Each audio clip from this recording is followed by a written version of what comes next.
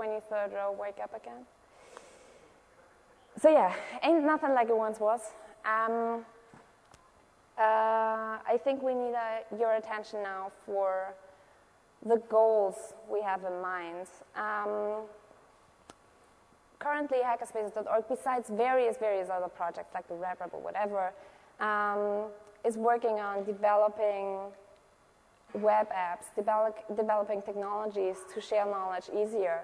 For instance, to share conference recordings from conferences like this and make them easily taggable and findable for anyone on the world so that people that cannot access these community events can also be part of the community that shares this knowledge. But what we shouldn't forget is that there is a new generation coming up, and we have to think about how education and this share of knowledge will work in the future. Therefore, I included this quote from Neil Stephenson's The Diamond Age. I guess you're all familiar with the Young Ladies Illustrated primer.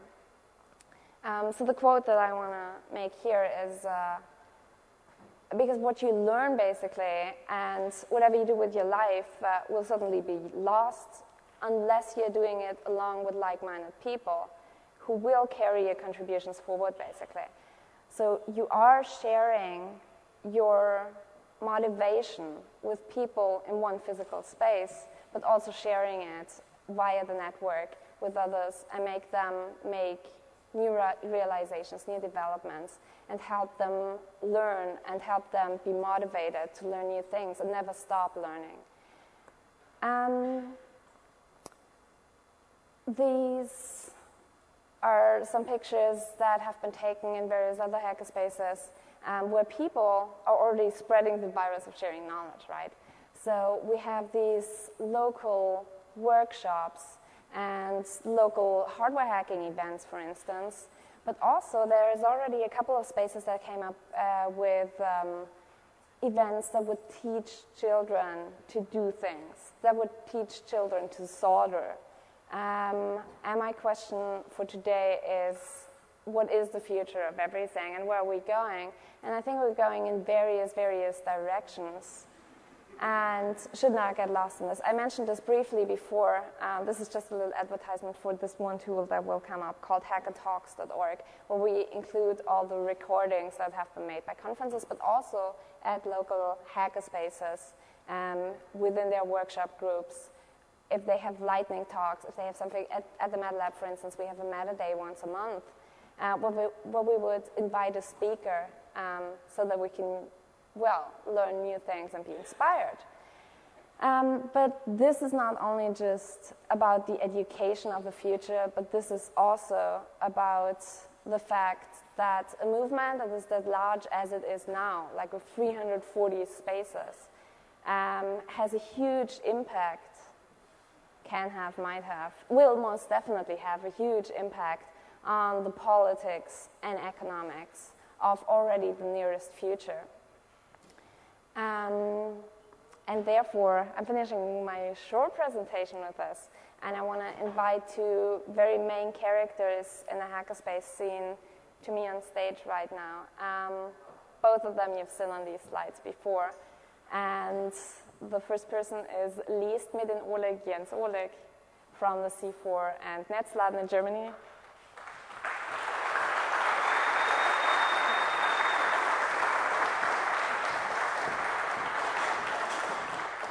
And the other person is Mitch Altman, main character, co-founder of NoiseBridge,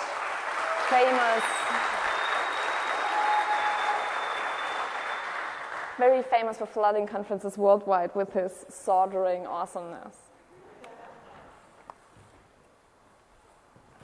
And we have two microphones. Wow, there we go. Is this on? Yeah. And this doesn't work. This doesn't work. So we have to share. Doesn't work. Okay. So what I would like to do right now is a little bit of a discussion round. This not being a panel discussion at all, I hope, but rather Finn is down there. He's our herald of the day. He's going to hand the microphone around, and we want to discuss what the future will look like of education, as well as the impact that we can have on politics and how we could shape this. So at any point when anyone has a question, has a comment to make, please, I would say, raise your hand and Finn will approach you with a microphone since this is being taped. No comments so far, okay. So Jens, we've been discussing yesterday the future of education and why education would not really scale as we have it today. Yeah, one aspect that I find vital in this whole hackerspace movement, I always found it very funny that people would do something as political as a hackerspace and then deny it being political and say, oh, we're just a bunch of people hanging around and soldering, and doesn't have anything to do with politics. Well, it doesn't have to do with politics in the strictest sense, like no one will be asking you to join a party or sign for something, but it is actually a very political act, and it is what I think could be the future of education, actually, because in my view, it's a very radical thing to take technology and use it in a way that is utterly not economic. It is take it out of the economic sphere, because I would say that is even a possible definition of hacking, using technology outside the economic sphere, like retro computing, learning obscure programming languages, or soldering. I mean, there is no economic value in soldering. You can have any piece of hardware built much cheaper in China, but the point is doing it with your own hands, you know? And doing something as radical as deciding that the thing that may shape our future, namely technology, should be taken outside the economic sphere, that is both very political and both like a glimpse of the future of education for me. I think you mentioned that already. You can buy anything in a shop, right? So we're dealing with the aspect in hacking, the difference between a user and a person that rethinks technology, a person that wants to reinvent things on his own.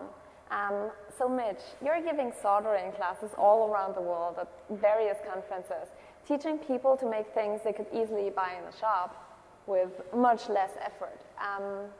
Why? Well, you know, when you go out and buy something, you're buying something that was created for the benefit of profit and profit only. There's a big difference when you make something because you enjoy it or you want it yourself. You're making it for your benefit and not just merely for profit. It's a huge difference in feeling. There's a lot of excitement. There's a lot of confidence that's built. Teaching like kids that I do a lot in schools, especially kids who have learning disabilities, they're engaged, they're just totally involved in the process, and when it's done, they know that they did it. This is a positive accomplishment in their life. It's such a big difference than going to a store and just buying some crap made by a corporation, no matter how cool that crap might be. Or it might just be cool because we've been manipulated to think it's cool through the media. If we make something ourselves, it's because we want to make it. I want to make it. And I enjoy just being around a whole bunch of people enjoying what they're doing. And I think all of us can relate to that. That's, I think, part of why we're here. Here's like 2,000 people doing what they really love to do. Isn't that incredibly high? What's the difference between that and just going out in the street and seeing all these people walking around who are doing what they're doing for all sorts of reasons? Unfortunately, not the highest of which is doing stuff because they really love it. So that's a little bit of why I do it in my early morning haze. So I think a connection that we can draw here as well is also that if we look at how a democracy works, it only just works by people that have the information and the knowledge to which the system is transparent, so they can really have a choice and draw their own conclusions. So without this knowledge of what